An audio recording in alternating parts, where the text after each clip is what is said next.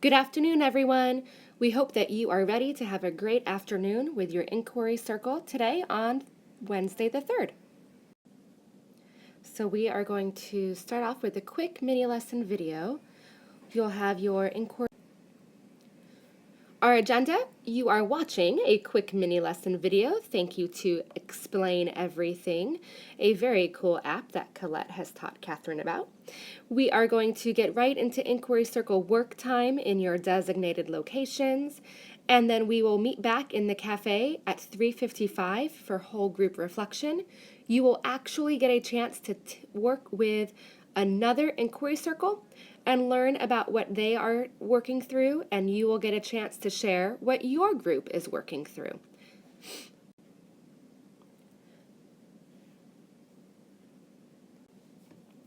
So today we've had a lot of feedback about different groups really thinking through increasing student ownership of whatever part of the day, so you can fill in that blank. But we have lots of folks thinking through how do we get students to really take ownership of their own learning? How do we get them to want to be lifelong learners? How do we want them to really engage and think deeply about their work? One way that we can increase ownership is through talk, which seems really simple. The more that students are thinking and talking and owning the conversation in the classroom, the more engaged they are, the more ownership they have.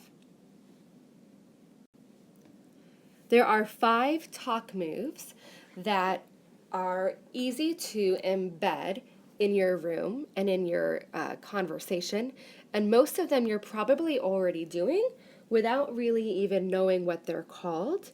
But kind of talking through them might help us be really purposeful in using them frequently. These talk moves were shared with me for math discourse and increasing the math practices that we use in our classroom.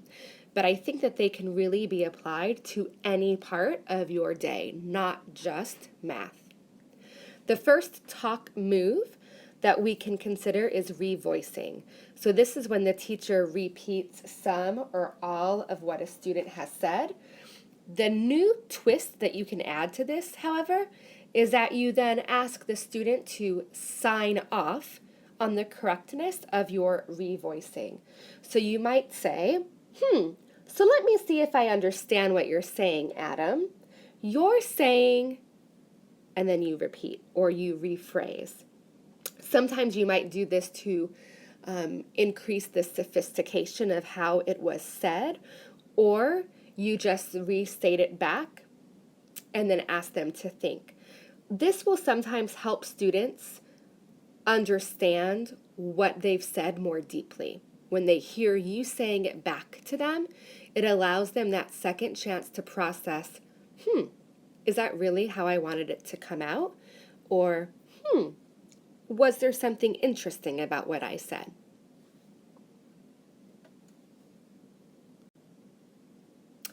Another move that you can use in your classroom is asking students to restate someone else's reasoning.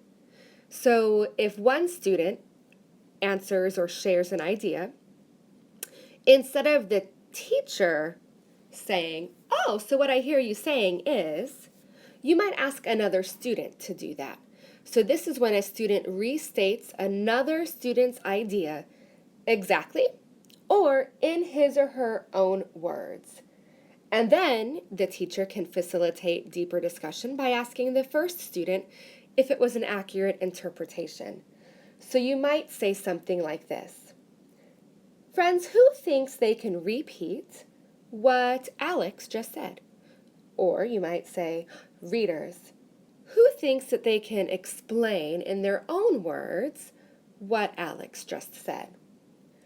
Or you might say, who thinks that they can interpret what Alex just said?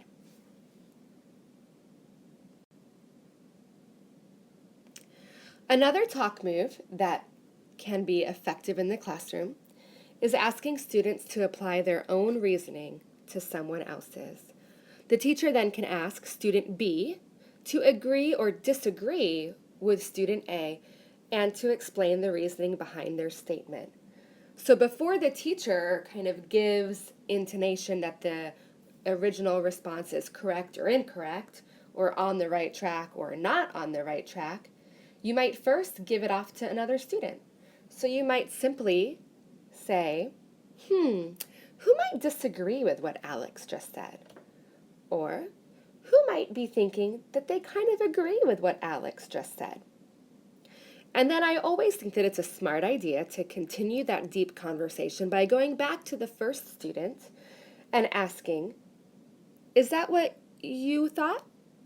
Or, did anything that student B or student C said make you want to reconsider or make you think about something new?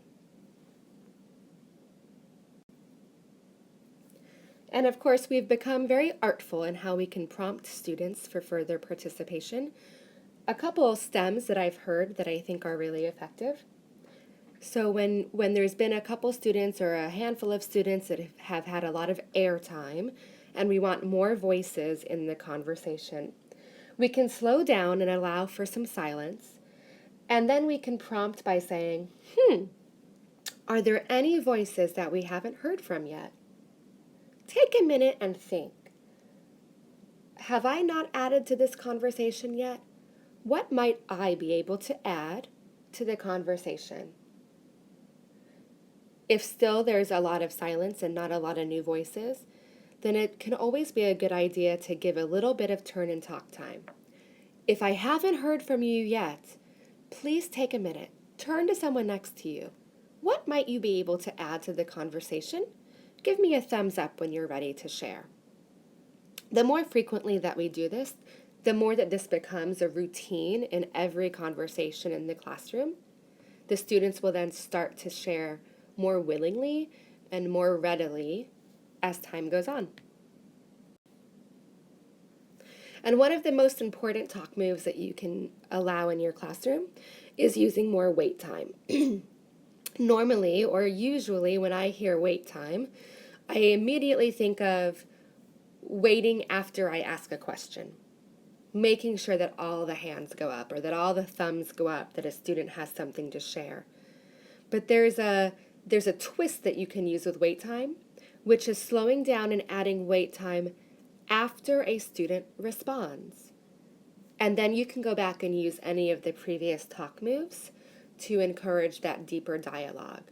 But really slowing down and letting the students' words kind of resonate within the classroom and letting other students have the time to process before you ask for the deeper conversation.